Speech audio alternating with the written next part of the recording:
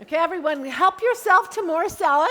All right, we have our last panel of the day on a topic of great interest to all our survivors: hormone replacement and breast cancer. What are the new risks? What are the benefits? And what don't we know? This, in fact, two on each side, I think.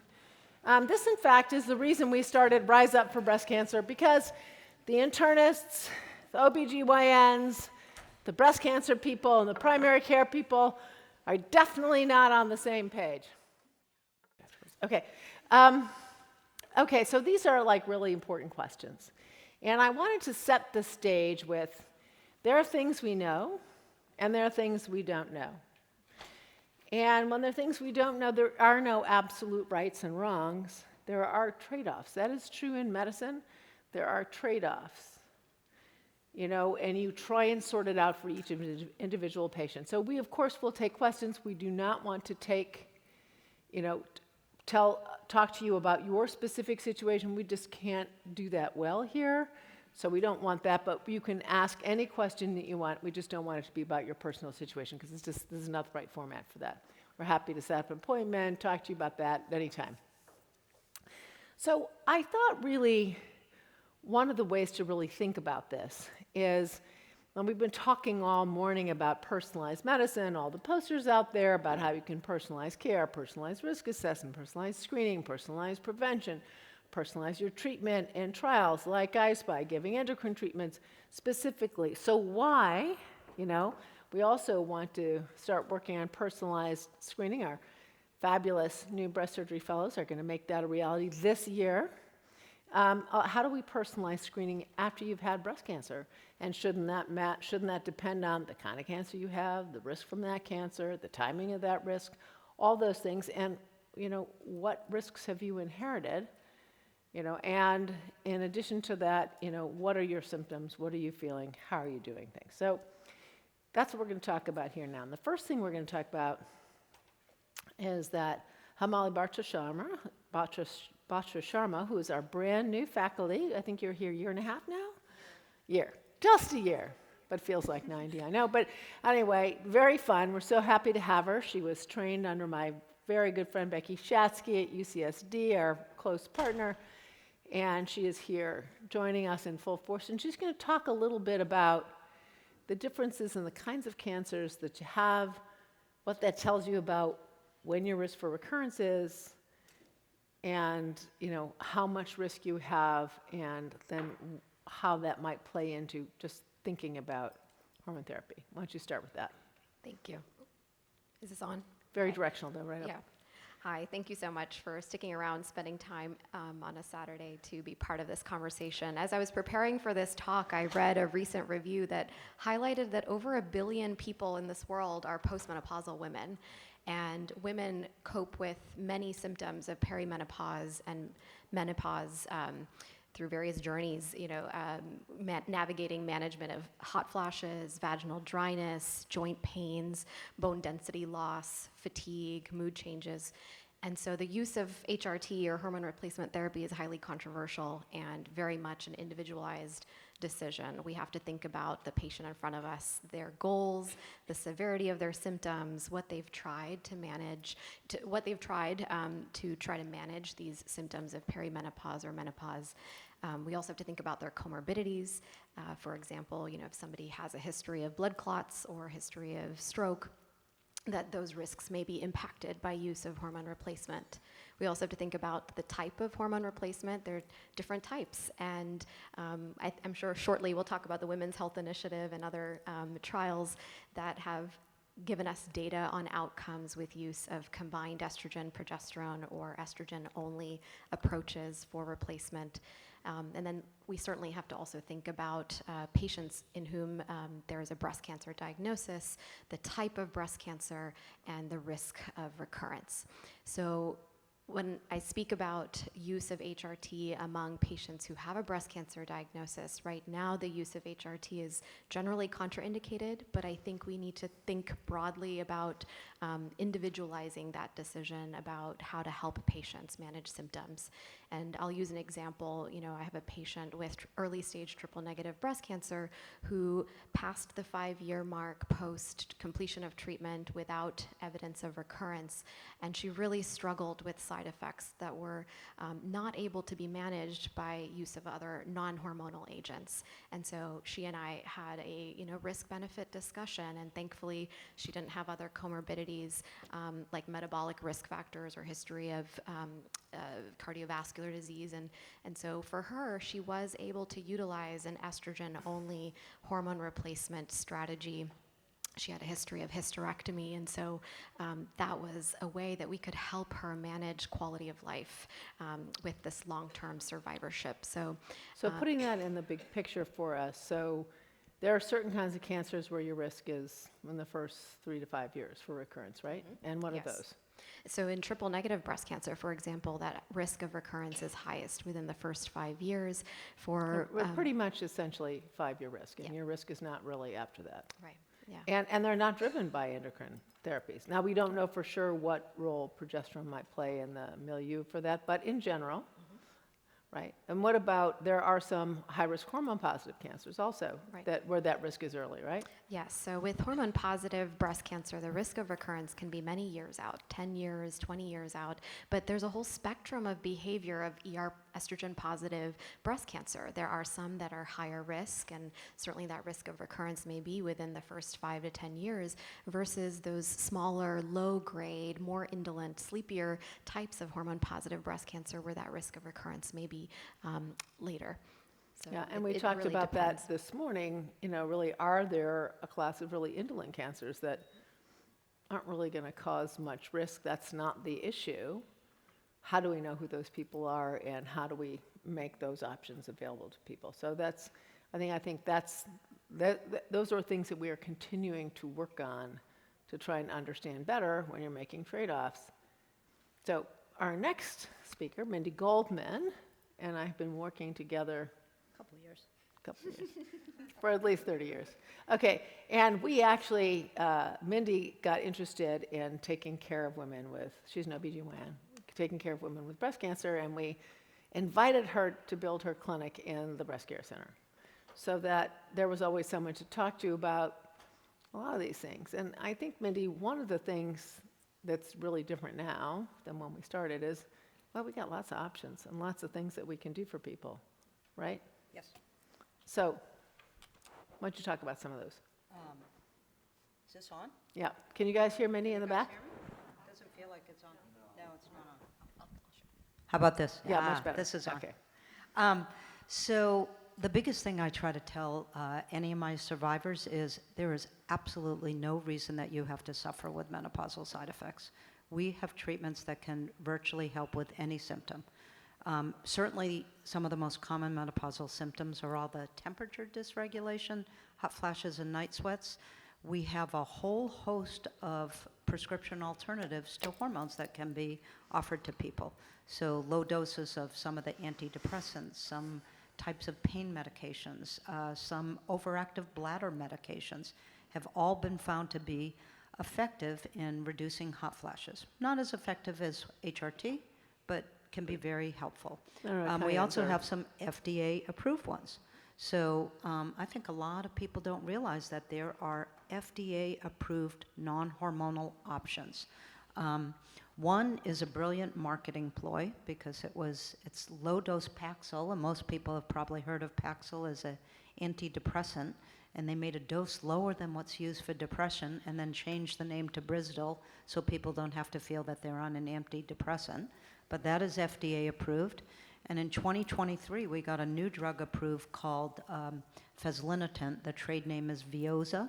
All you have to do is think about gyoza. Everyone like gyoza, that's just Veozah. Exactly. That is, they actually first advertised it at the Super Bowl, which I thought was amazing. It was. To advertise a hot flash drug at the Super Bowl, but it's FDA amazingly effective. approved. And amazingly effective, actually. And so there are many, I think what's different when you approach things from the non-hormonal standpoint is hormone therapy sort of hits a lot of the symptoms, the joint pain, the hot flashes, the sleep difficulties, the mood changes. When you're not using hormones, you need to target those individual symptoms, but we have options for all of those. Yeah, and I think that's actually super important to know. I mean, if you're suffering from vaginal dryness, we can fix that. There are lots of things that you can give local estrogen. In fact, local estrogen is better than systemic estrogen for some of these. You Yeah. don't have, and you don't have to have You don't have to have a HRT for that. Yeah, so no studies show that local vaginal estrogen impacts survival from breast cancer. So that can be used for virtually all patients. Like We can- Estring. Yeah, we may recommend specific Vagifem. types, but vaginal estrogen can be used. Yeah, and Michelle Melisko and Mindy Goldman did studies on this to show it didn't raise the estradiol level, so super important. So, Suzie, you do a lot of survivorship work, and you know, I would say, you know, what is the most common thing that you hear in this long-term follow-up from patients? The most, thank you. The most common concern or complaint that I hear is, I'm in perimenopause and you gave me medication that mimics the side effects of my perimenopause. And the medication that we're giving for people who've had breast cancer is exceedingly important. In some cases, it's 50% of the therapy that you're receiving in terms of importance. So stopping that medicine to attenuate those symptoms is often not a viable option. So what do we have that are viable options? Dr. Goldman just talked about a bunch of different non-hormonal medications that we can try, and you know, we kind of have to cycle through all of them. I think the most important thing that I've found in my practice is really to talk and engage people in exactly what's going on, because I think that culturally people have gotten the message, you just have to deal with it. And what we want to do is say, you don't just have to deal with it. In fact, it would be great if we had a nice, long discussion about exactly what the symptoms are that you're experiencing, so we can try to tackle them together. I think there are also some lifestyle changes that can be very impactful. Not just moving your body, salsa, I guess, would be one way. Go But to the clubs, also, but wear a sleeveless shirt. Okay. but also nutrition, stopping alcohol, definitely not smoking. So there are other wellness And breast cancer changes. risk-reducing things. I mean, alcohol is a huge risk factor for breast cancer, Yes, sadly. yes, it is, and you know, that's also like a cultural thing. And so I spend a lot of my time talking to people about those kind of things. So, all right, Kelsey, I'm putting you on the hot seat, right? So, you know, I'm going to just put this in context of the Women's Health Initiative. I mean, this was a huge study done over 10 years, a hugely impactful study done in the 90s. You know, at the time, I remember running around the country with Susan Love trying to get people to do the study.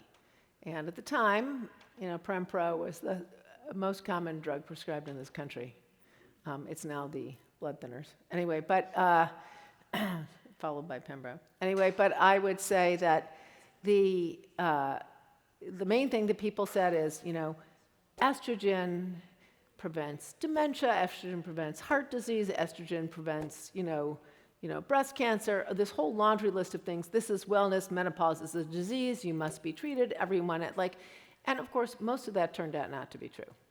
Not to be true. Now, it is true that the Women's Health Initiative used drugs that we don't actually use today, but some of the principles are actually true. Just a couple simple things is, you know, the timing of when you use these medications makes a difference. You know, if you use it in your 50s, it's different when you use it in your 60s. For example, you know, you want to be careful, estrogen in your 60s, especially oral estrogen, first pass effect, does increase your risk for heart disease. There's going to be data coming out showing it actually also, not surprisingly, because if it causes blood clots, it can increase your risk of small strokes and dementia. So a lot of these things that people believe, oh, I have to take estrogen so I can prevent, you know, dementia, that's actually not correct. Now, taking estrogen in your 50s is different, And also taking estrogen in your 40s is also very different. Now, I think the issue about progesterone is a challenging one. I mean, progesterone's a mitogen. The whole Women's Health Initiative was started because Malcolm Pike and Ron Ross showed that, progesterone was mitogenic. A lot of people say, oh, well, it depends. Bioidentical progesterone is safe, and, the other ones aren't. I think we have to get the data to prove that. But we do know that it does increase the risk of breast cancer. When the Women's Health Initiative came out, there was this huge plummet in the sales of Prempro, and that was sort of the end for that company. And it's interesting. And one of the things that came out of that the production of Premarin, which by the way comes from pregnant mare urine, and there are all these factories of people where you're breeding factories. I mean, they're like, no kidding. And there's this whole, I think it's now at Pfizer instead of Wyeth. And now a very small dose of Premarin plus beta-doxyphene, which is a very powerful or a risk-reducing medication. It's being tested for high risk by Carol Fabian. A number of you are on this trial where we're looking at it in high-risk women. Like, I've not met anybody who doesn't like taking that drug, whose symptoms don't go away. Have you? No, it's a great drug. I mean, it is a really great drug. And, infuriatingly, Pfizer's never going to do a trial in cancer. They don't want to ruin their drug. That it improves bone density. It does, there's beta-doxyphene super hostile in the uterus, so you don't get uterine cancer. I feel like this could even be an anti-cancer drug. I don't know why we're not testing. Well, I do, because no one's going to pay for it. But we have to think about these things. I mean, what would be so terrible if you had a drug that people actually like taking? It's called Duave, and it's got a combination of beta-doxyphene, which is very powerful. It's like a fourth-generation SERM/SERD, so selective estrogen receptor modifier, like tamoxifen, or SERD, selective estrogen receptor degrader. So we are, Carol Fabian had to buy the drug because Pfizer wouldn't give it to her for an R01-funded study. I'm just telling you that people who are trying to do wellness studies don't want the word cancer associated with their potentially billion-dollar drug.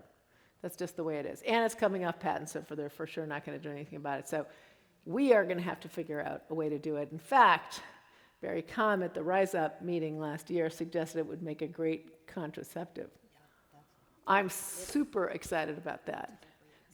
It's actually been FDA approved since 2012, I think, for hormone replacement therapy. It's just not used as much because the standard way is using a patch because you avoid first-pass metabolism through the liver, so patches don't have the clot risks that oral estrogens do. So Duave has an oral estrogen, and so the uptake in the general population hasn't been that high, but it's a great drug. It is. And I think if you actually wind up having ovarian suppression, and you're young, or you have prophylactic surgery, and you have your ovaries out, and you have breast surgery because you're a mutation carrier, for sure you should be able to use replacement therapy. It's a fraction of what you normally get. So there's all these do's and don'ts. I'm going to say two more things about sort of one of the things that I've learned in putting up the Rise Up meeting is that, if you think about the Women's Health Initiative, the combination therapy was stopped because of the rise in the incidence of breast cancer. I think largely because of the progesterone. The estrogen part of the study was not stopped because of breast cancer risk. There was no excess breast cancer risk at all, but it was stopped because of the increase in heart disease risk, very clearly. And again, what Mindy just said, if you're taking it orally, you have first pass in the liver, and that's where you get more clots and things. So there's lots more to be learned. And I think one of the things we want to end this panel on is what's the most important studies to start to do. So now, with that as a background, and there are the people saying, oh, bioidentical progesterone is fine. Show me the data. It's like, but there are ways in which you can take estrogen. I don't think estrogen is so dangerous. So I have to ask you, Kelsey, you've got a patient who's got hormone receptor positive breast cancer. Is there an absolute contraindication to using estrogen, or even something like Duave, which might be combination with something? Or is there no way we can think about that? I I think this is such a good question, and I think what is coming up in this conversation is really that there is just a lack of evidence. Ooh, closer, sorry. Yeah. A lack of evidence in this field, and that we don't have the robust kind of randomized trials that we really need to be able to counsel our patients to make these decisions with kind of the data we need to understand how these drugs increase breast cancer risk. And so what we're left with is trying to kind of make sense of the very messy data that's out there, and to have these very personalized risk-benefit discussions, understanding that we don't know right now. And I think this just speaks to the leadership of people like Dr. Esserman and Dr. Goldman, who are trying to get answers for patients in these spaces and do the kinds of trials we need so that we can understand, when it is safe and when it is not. Because I think, as it has been pointed out by this entire panel, for so long, women have just been told they just need to suffer. And I don't think that's the truth. And we have lots of other options like vaginal estrogens and Veoza and, things like Duvet that I'm learning about that could be options. And so it's really a conversation with patients about, what risk are you willing to tolerate, understanding that there could be an increased risk of breast cancer by taking exogenous hormones. I think there are some cases where, if a woman has a really small, low-grade, node-negative, hormone-positive breast cancer 10 years ago, I feel very comfortable, having that conversation with that patient. We don't know that there's no risk, but I think that perhaps the risk might be small enough, and if their symptoms are so significant that it's really impacting their life, then that might be a situation, where we have that conversation together. Conversely, I think we've talked about, if you were just diagnosed with breast cancer, you're just a couple of years out from your diagnosis, you're still taking an aromatase inhibitor, that's a situation where I don't think we really have any data that would be safe and, potentially could really increase one's risk. And so to answer your question, this is not a black and white situation. This is a really complicated, personalized discussion, and I think it warrants a conversation with your oncologist, with experts in the field who are studying things like menopause. And really, at the end of the day, we need more research in this field to understand how we can help women kind of with these medications and kind of with menopause symptoms in general. I want to put another question to you, and that is, here's someone who absolutely cannot tolerate the aromatase inhibitors. They're going to quit. They just can't tolerate it. They really don't like tamoxifen. Would you not start with baby TAM, 5 milligrams of TAM? Why not think about that? No, I think we talk about this all the time with our patients, is that, our data is to try the aromatase inhibitors. I think I always have a conversation with my patients in clinic when we're starting these to say, these are the side effects. I don't want you to suffer in silence. I want you to tell me what symptoms you're having so that we can try to manage them. We can try switching between the 3 different aromatase inhibitors in the class, knowing that anecdotally some patients do better with one than another. And if that really doesn't work and we don't have big contraindications to things like tamoxifen, we can try that. The current dose of tamoxifen is 20 milligrams daily. And what Dr. Esserman is alluding to is a lower dose that we kind of call baby tamoxifen, or 5 milligrams daily, that's been studied in the DCIS space. We don't have data for this in the invasive space, but I think that we suspect that perhaps that dose is effective and has less symptoms. And so if a patient has done everything else, we've really tried all of our options to kind of maximize what is the standard of care. I personally would rather have my patient take something rather than nothing. Well, I think also you've got clot risk, you've got stroke risk, you've got uterine cancer risk. If their uterus is intact, 5 milligrams doesn't show up with that. And it is true, it's algebraic. These drugs that work across the board in prevention, DCIS, invasive cancer, that's how tamoxifen got into prevention. So we just never had tried the 5 milligram dose. Absolutely. Right, and that's going to be safer on many other ways when you're thinking about your trade-offs. Definitely. And if someone doesn't have particularly risky disease, why not think about it? Now I'm really pushing. Your patient who's suffering. Suzie sends this patient to Mindy because this person, like nothing is helping. They're just feeling terrible. And they're like 6 years out. They had a bad cancer, but they're out. And Mindy says, why not think about Duvet? You've got an anti-cancer drug, a tiny bit of estrogen, which, by the way, again, these studies did not get stuff for that. would you think about it? I mean, I think this is definitely a conversation that I would think about having. This is, again, an area where we don't have studies. And I Okay, wish we we don't did. have data. Let's say, all right, but- people around this table, what is the data? What is the study for people who are like, what do the data show? 60%, fully 60% of people have stopped their adjuvant hormone therapy at 3 years. This is not going to be a hard study to accrue. What if we took those people and randomized them to either a low dose of tamoxifen or a benzodiazepine, or like making them stay on aromatase inhibitors, which they'll probably quit. But, and what's our early endpoint? What are we going to make our early endpoint? One of them is symptom relief. Okay, that's easy. Benzodiazepine, the Duvet is going to win hands down. What's our risk? How are we going to measure risk without waiting 20 years? This is a great question, and I think some of the research that you're doing in terms of looking at No, imaging I and want early you to let's endpoints. put it, you guys, let's get together and put a Spark Award together for a Rise Up. Seriously, what does the trial look like? And we're going to we have a whole bunch of women, entrepreneurs who I'm trying to get to fund women's health studies because you all know things aren't going so well for the federal government. So, and by the way, they hated the women's health. Marty McCarry apparently gave a skewering talk about the Women's Health Initiative and that everybody should be on hormone replacement, including people with cancer. But I'm glad he's an expert on that. But anyway, so this is being recorded. Okay.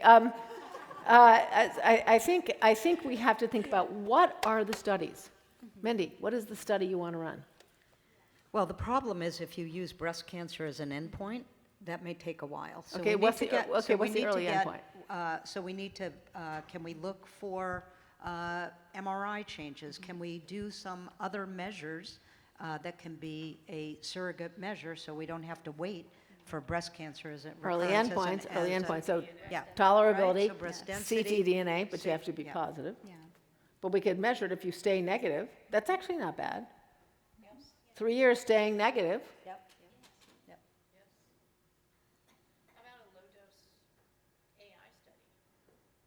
So here's a super secret story on AIs. So one of the rheumatologists sent me this article and said, hey, this guy in 1998 said that, letrozole, the dose of letrozole is 25 times too high. And why can't we use that dose? And I look at the paper. It's Mitch Dowsett, a very, very well-known breast cancer researcher in the UK. And I emailed him. I said, Mitch, is this really your paper? Is this really true? Why did Novartis develop this at the level they did? He said they just weren't interested. They didn't want to take a risk that the drug that they put out there might not work and might not hit its, plasma level endpoint. Now, unfortunately, there have also been some studies looking at lowering the dose with these lower doses, or even doing the 9 months on. There's the what's the Korean study that it's got this really great acronym. Oh my God. I'm too. Anyway, 9 months on, 3 months off. They thought it was going to be better. It's not better, but it wasn't worse either. So this idea also that you have to be on these drugs continuously, where did that come from? Like, we are torturing people. And who, of course, there's nobody, the SOUL study. That's what it's called, but it's S-E-O-U-L. So anyway, I thought that was funny. So the 9 months on, 3 months off is just as tolerable. Giving people a 3-month break is okay. But the lower doses don't seem to lower the side effects. I think there are aromatase inhibitors in the cartilage, which I think, and not everybody has. Some people right? They tolerate them like water, right? Usually people in their Older. 80s. Yeah. If you give it to somebody in their 80s, usually it's very well tolerated. Yeah, it is really interesting. When you're perimenopausal, your tolerance is terrible. Someone who gets sick again 10 years later, they're like, fine. They go, whoa, this is easy. But so there's lots of things that are very interesting. But I think we have to be creative. I'm in also solving interested in this. the absurd the oral SERDs that are being studied in the adjuvant setting. So there are They some are trials that better are tolerated, they're for better sure. tolerated compared. So there are these oral selective estrogen receptor degraders, and so we have some that are currently already approved now in metastatic, ER-positive breast cancer space. But now we have ongoing trials trying to bring up the use of these agents in the early stage setting post completion of at least 2 years of an aromatase inhibitor or tamoxifen.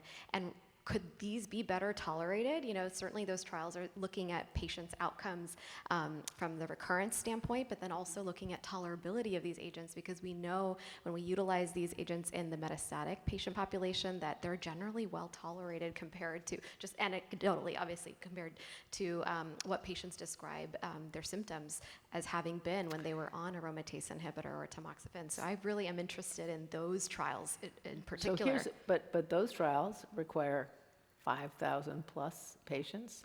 They require another 10 years to read out. In truth of the matter, if you had evidence that they were similar and you knew that they were more tolerable, why in the world would they not be used? Now I'll give you a clue that the FDA says, whoa, I'm not putting one of those drugs on the market until I see long-term overall survival. That's 20 years. Remember I talked earlier about early endpoints? As a community, we must advocate for some of these early endpoints. I'm not saying to advocate for things that are stupid or that are fly-by-night, but I'm saying really be thoughtful about some of these early endpoints because people are suffering. They're suffering, and my only contribution to this workshop where I went to the FDA was like, it's like, for God's sakes, this cannot be overall survival. You cannot do that. You cannot do that. You know, and the advocacy community will have to rise up and make their voices heard. I think this is really, really important. So I want you to be thinking of your questions. So as we contemplate this, I know you wanted to tell an anecdote, right? Oh, I do want to tell an anecdote, but I also want to tell people, because it's going to hit the press this week, the FDA is removing the black box warning off of vaginal estrogen this week. It will come out, and I think I have heard that it's probably going to be removed off of systemic hormones too, as it pertains to breast cancer, but I'm not sure about the systemic. Yeah, I had an amazing story of this. This was a patient I saw this past Tuesday who had, she's been free of, she had invasive breast cancer. She was treated with tamoxifen and then an AI. She has been free of disease for 9 years. She got pregnant post her breast cancer, and now she is suffering to the point that she can't do her job or take care of her 7-year-old. And she came to talk to me about hormone replacement therapy. And that was, I think, a perfect example of having that discussion of she was really tearful and said, I can't live like this. She had a pregnancy where when you're pregnant, your endogenous hormone levels are really, really high. And we may not have that data, but to me, We do actually have this data. If you get pregnant within 2 years of having a breast cancer, does not increase your risk. There are 2 of them. There's a Swedish trial. We have the data in pregnancy, but we don't have the data of current formulations of hormones. No, looking at I do people that, with but why is invasive- it, but oh, why, for- but so to I say it's said not to the her- same thing, I right? said to her, you got pregnant with your hormone levels really, endogenous levels are very, very high. You are suffering. And I gave her hormone replacement therapy. It was so clear to me that having that risk-benefit discussion, and she actually couldn't take Duo-V, unfortunately. Why? Because of clot risks. So she ended up taking standard transdermal estrogen and bioidentical progesterone. But again, Well, individualization. I would also say that I think we ought to rethink. I realize that people are very sure that the right trade-off is giving progesterone to prevent uterine cancer. I'd like to point out that the uterine cancer risk is 1.5% with tamoxifen, 1% without tamoxifen, with estrogen alone and low dose. Usually grade 1, uterine cancer with a 99% survival rate, whereas progesterone increases the risk of breast cancer, including node-positive breast cancer and not indolent cancers. Where do we get that progesterone is the absolute requirement if I were going to give one of those two things up in a woman who had breast cancer, I would drop the progesterone in a heartbeat, and you can monitor a uterus if it gets thick. Why? What's going on there? Yeah, I mean, we have standardly been using some form of a progestogen since the 1980s. That doesn't make it right. I know, because we do know unopposed estrogen increases uterine cancer risk. But again, Now- but how much risk and what So- kind of risk? It is 95% of uterine cancers are diagnosed in stage 1 disease treatable with hysterectomy alone. I think it more begs, there's a lot of people now that are counseling women, let's say healthy BRCA carriers who need to have their ovaries out, that we are counseling them to consider hysterectomy to make hormone replacement therapy easier. However, whoa. it's a bigger surgery. There's risks and benefits with everything. Bigger surgery, data that says it can increase risk of future urinary incontinence. So you need to have these risk benefit but I'm just saying, discussions. but again, I'm just saying, like, how did we get so hysterical about uterine cancer when in fact breast cancer is the more lethal cancer by far and away, with much longer tail of risk? I think all these assumptions must be on the table, right? Yeah. Right? Okay. Who's got burning questions? Let's see. Okay, let's get some mics over there. Let's go. Great. There's questions here, questions there. Guys, we must come up with the Trial for a Spark Award with Duave.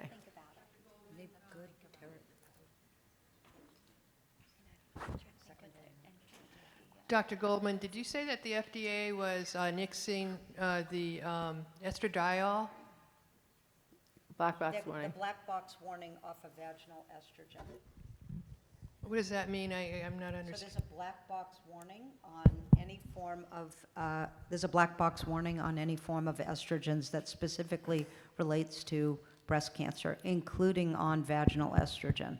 And my understanding is that's going to be removed this upcoming Do week. you know why? Yeah, because there was a big group that went before the FDA showing them data that there is no data that shows the use of vaginal estrogen impacts survival from breast cancer. And there was a group of menopause experts, researchers that got together. They went before the FDA, I think, about 3 months ago. And the FDA has been reviewing all of this. And my understanding is this is supposed to come out this week. And the thing I think is, at that meeting, there was like a trashing of the women's health initiative, which I think is unfortunate.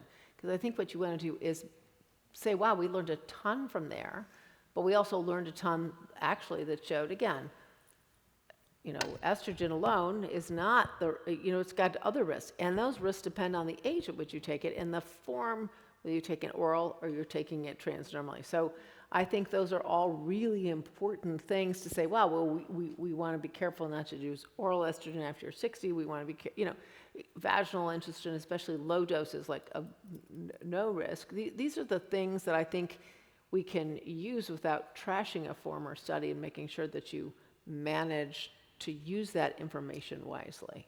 Okay, I'm going to not Okay. challenge. The only thing No, I'm going to that's say good. rather than trashing is, unfortunately, the fallout from that study, currently across Was the too U.S., black and white. 4% of women use hormone replacement therapy. And Oh, if you, that's I'll what the give- current numbers let- are. let me show you some And other wait, data. let me just finish what I'm saying. If you do start hormones at the appropriate time of life, which is within 10 years, this timing hypothesis does show cardiovascular benefit. We know it has In your bone 50s. benefits in your 50s, increasing data that it may have cognitive benefit. That's an area with big gap. After But 60, 4%, not so much. 4% of women across the U.S. use hormones.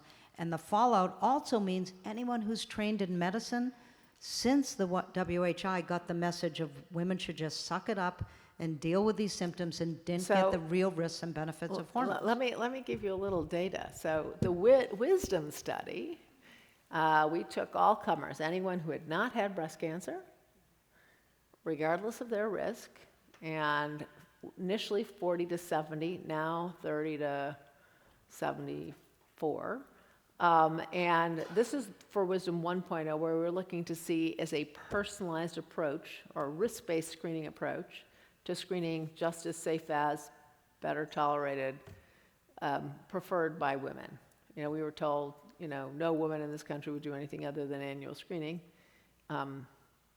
89% of people who had the opportunity to choose chose the personalized screening, so definitely not true. But what is really interesting, in our baseline data, we asked what percentage of people were taking hormone replacement for women over 50 in menopause. In this study, well, fairly well-educated group, gonna say, but 70% white, only 70% white now, 50% were taking hormone replacement These are the therapy. most recent numbers I've seen. Yeah, just like at between 50%. 4 and 5. But I would But say, that but may I be a would very say, different but I would population. say, and I would say in Europe, in our sister study in Europe, in 6 studies, it's 15%. Big difference. And sadly, like when we looked at the risk groups, the highest risk groups were using it the most. I'm like, okay, well, what's wrong here? So I think that is, again, understanding your risk, and you can make these adjustments. Again, understanding at what time of your life estrogen poses a risk or not a risk, how you give it, right? Is it through your skin, through taking a pill? You don't want to do that once you're in your 60s, right? But the transdermal doesn't confer any of that, right? Yep. Yeah. That's the only problem with Duobe. We need That's what we bazodoxifene need. We and a need patch. Bazodoxifene and a patch. Yeah, so That's what I want to maybe see. bazodoxifene is part of the patch. Okay, anyway. All right, more questions. I see. Yeah, next. I wonder if there's any research on local hormone blockers. The thinking is that if we do have local hormone therapy solution like a vaginal cream, is there a way that we can have a topical cream or local injection of blockers so we only control the breast area that is a area of a problem, but not really like systematically affect your whole body? Go ahead. Yeah, that's a great question, to think about, how could we target the effects of these drugs better to the tissue of interest. Unfortunately, the problem with hormone-positive breast cancer is not necessarily that the breast cancer comes back in the breast. It's that you can have microscopic disease that circulates everywhere in your body and over time can slowly grow and land somewhere else, like in your bone or your liver or your lung. And that, unfortunately, is, metastatic, incurable cancer and really what we're trying to prevent. And so right now, the thought is that we really do need to block the effects of estrogen or whatever is driving that cancer throughout the body to prevent these recurrences that are happening outside of the breast. That makes a lot of sense. I was more thinking about, 20% of women are diagnosed with DCIS, which is completely local and stage 0. I think if we have, research in that area, that would help at least 20% of women. So 2 things. One is we think that DCIS is an opportunity for risk reduction, that identifies people at high risk to develop breast cancer. So we're trying to use 3 years of some kind of endocrine therapy to reduce that risk and avoid surgery and radiation. I would say for the women with very high-risk hormone-negative disease, Suzie, Eder, and I have been running a study trying to do exactly what you say, which is to inject immune-targeted therapies directly into the breast without the, with a short side effect that's local and not any of the long-lasting side effects that we see with immunotherapies. We have proof positive that works. We had about half of our patients, the lesions just disappeared in a month. Either disappeared or got a lot smaller. The companies that are making those combinations don't want to do it that way, and they're not pushing those drugs. But we know it works, and we're going to find a way forward. It's proof positive that something like that can work. It's a very good idea. You can come join our team. Yeah. Okay. Other questions? Yeah, right here. Yes, hi. 2 questions. One is, how can... Let's see. Can you make sure that the mic is on? Okay, thank you. Thanks Hi. a lot. This is a Wait, wonderful discussion. 1 second, and then Oh, she's okay, go ahead. Sorry, is that okay? Yes, that's working. You were saying that as a community, we should get involved with supporting the early endpoint studies. How can we do that? Can you give us some specific action items? Yeah, I think if you're really interested in that, I'm actually trying to get a group of advocates to put pressure on the FDA to really think harder about some of these early endpoints. I mean, obviously in the setting of early stage high-risk disease, like in the I-SPY trial, really being able to say, if you have a triple-negative cancer or a high-risk, high-growth cancer, that if your tumor, it's some combination of that the tumor goes away or nearly goes away, and you have maybe a couple other things that we can build these models that should be sufficient to show not only that you're going to have a good outcome, because they know that individually these things work, but that if you're comparing one group of people who had a drug and another person who didn't, that you could say that this would be predictive of the benefit of that drug. So that they have to work harder to be creative to come up with those. That's one example. Another example is being able to say, like in the DCIS setting, if we can make the DCIS go away and 3 years later they're not, that works to predict a low-risk group of people and they're not getting, cancer in the first 3 years, to allow that to go forward.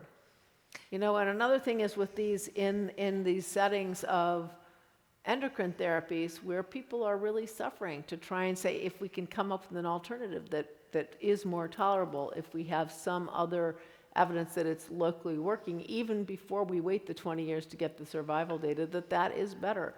I think, so if you are interested, let us know. We've got a group of advocates that we're training up and telling, and I'm just going to make sure the FDA knows on Tuesday that there are hundreds of people behind this.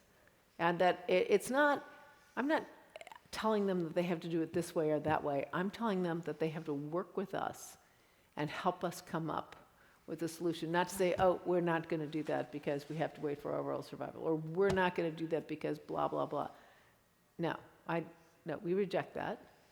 And we say, we have to do better. We have to do better for the people who are alive and experiencing this, and we don't want to wait. We don't have patients who want to wait 10 and 20 years to make these kinds of changes. So just give me your name, and we are having a series of seminars, webinars, to start training people. I do think that the FDA listens to patients. I do. And they also have to hear, I keep saying, and our advocates keep saying, people care about efficacy, but they care about toxicity just as much. And they want both on the table. And a drug that is equally effective but less toxic is superior, not non-inferior. That's a difference of thousands of patients to prove it and 400 patients to prove it. Right. The other question I had was, can you point to some reading material for us that speaks to the modality and efficacy of the hormone estrogens that you were talking about? What time in your life you should be taking it? What modality would be most We can. We'll put some That would be resources great. up. Yeah. That Aaron Giraldi I don't article is a think- great one. Yeah, we'll put them up on the Taste for the Cure website. There's we also have it up on the Rise Up for Breast Cancer website, and we've published an article about why we are looking for this, and we can point you to that. We'll point you to the riseup.ucsf.edu. There's lots of resources there too. One of our former interns, Erin Giraldi, as is Kelsey, a former intern. I think she was a class ahead of you, right? Yes, she was. Yes. There you go. See, our former interns are changing the world. It's all good. We train them, and then they go out and change the world. But she wrote, I think, a really comprehensive, very dense article about how to understand, I think, the effects. That's kind of what we know. It's not what we don't know, because we need to build those trials. We have to, but we also on this side have got to be more creative, right? And people are interested in being in these trials, right? Like the DuBay trial, everyone wants to be in them. But we have to say, oh, our minds are open. We don't know everything. How do we know if we've got the right answer, right? And we have to build those trials and design them and put them forward, and then work to get the FDA to, Okay. Yeah, thanks so much. I was really interested, this whole discussion's been fantastic. I really appreciate it. The ctDNA, we're talking about how can you detect changes of carcinogenic changes earlier than 20 years or whatever, particularly with estrogen receptor positive, which is circulating in the blood and can go anywhere. So you're not safe just worrying about your breast, so I'm wondering about ctDNA. It's incredibly powerful. Also, genomic experiments. where are the blockades, or where's the progress, or what's happening in that field? That's the first I'd heard of it. So I would say, like, we measure ctDNA routinely in the I-SPY trial. We have not turned it back to patients yet because we are not certain how it is best used. I mean, it's complicated. I don't know if one of our medical oncologists want to talk about the fact that, we used to do tumor markers and scans on everybody every 3 and 4 months. And what several big studies showed is that you develop symptoms within 2 months of these. All these scans create a lot of anxiety, change in medicines. It's so clear that it did not help. It's such a hard thing to explain to patients. We don't want the same thing to happen with ctDNA. I think the ctDNA is going to be better, but we have to figure out how to use it well. You want to comment on sort of the I tumor would marker echo studies? that. Yeah. It's a robust area of research. I mean, pretty much every major early stage breast cancer trial is incorporating evaluation of ctDNA markers in addition to imaging or pathology. There's so much research in assessing in the early stage breast cancer setting, how well does ctDNA clearance? So when we get a diagnosis of breast cancer and measure the ctDNA in the blood, at the end of the treatment, what does that level look like? How does that correlate with somebody's surgical pathology? In fact, the I-SPY trial is looking at this, and so many other trials are trying to see, okay, how well does it correlate with response on imaging and at the time of pathology? And then when patients are followed in their long-term post-surgery treatment, how do those ctDNA markers correlate with symptoms and any signs of recurrence found on imaging in that long-term phase? So we are still, we're evaluating this, and so many of our landmark early stage breast cancer trials, for example, the Monarch-E trial, which looked at the use of adjuvant or post-surgery abemaciclib, which is one of the oral CDK4/6 inhibitors combined with endocrine therapy. They did a subset analysis in that trial to see, okay, of the patients who had recurrence of breast cancer, what was the ctDNA correlation with that recurrence? And so we're asking these questions right now. How valid of a tool is it for monitoring? The answer is not out. Yeah. And I will tell you, one thing that we do know is there are 2 ways it can work. It can help tell you that someone's had a good enough response, or it can be helpful in telling you that the response isn't good enough and you better do something else. When you look across all solid tumors, that may be, in fact, where it has its biggest role. I mean, that's how it's being used in lymphoma. That's how it's being used in colon cancer. I would say, I think it may be different for the fast responders and the poor responders. I think for the poor responders, being able to say, when we get halfway through Taxol, we're reluctant to give something up that might work, even if we know it's not working very well. This may help us and help us explore other things to do a better job. I think that could be very promising.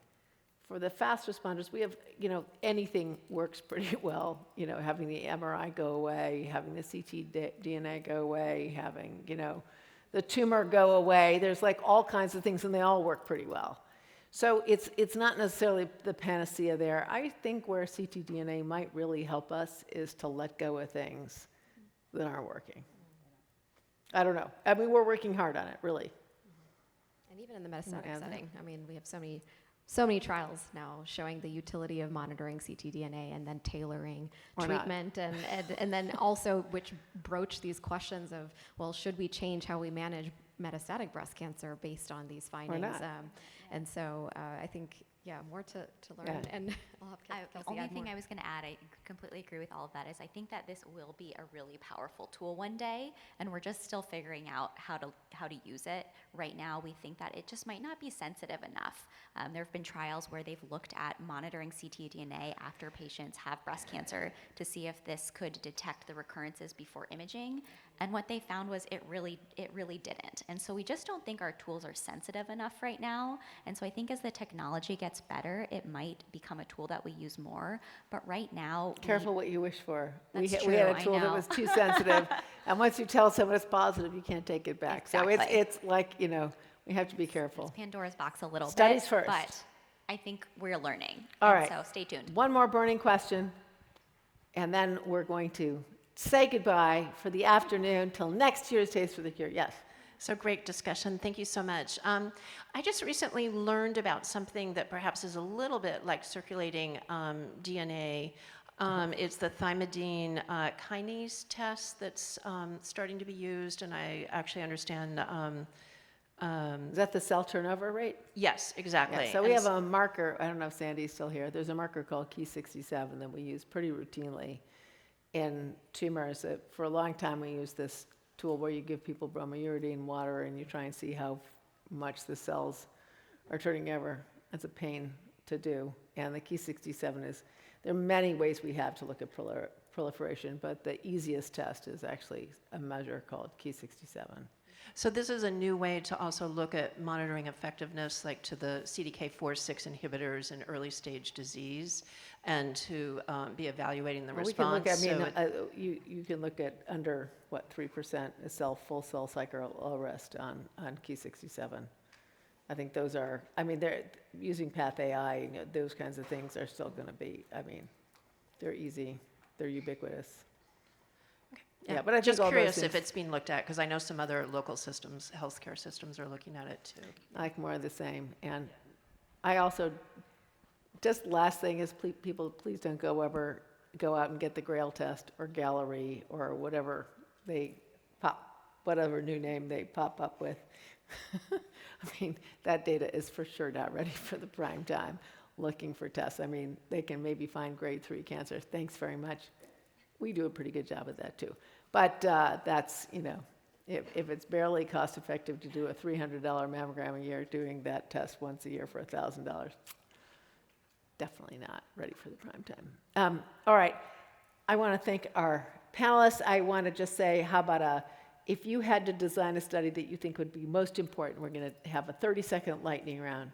Suzie, what study would you recommend? We're going to go right around in order this way. I would want to do more study on these combination medicines in the treatment of early stage breast cancer, like Duvet, like the medicines we're using in Recast.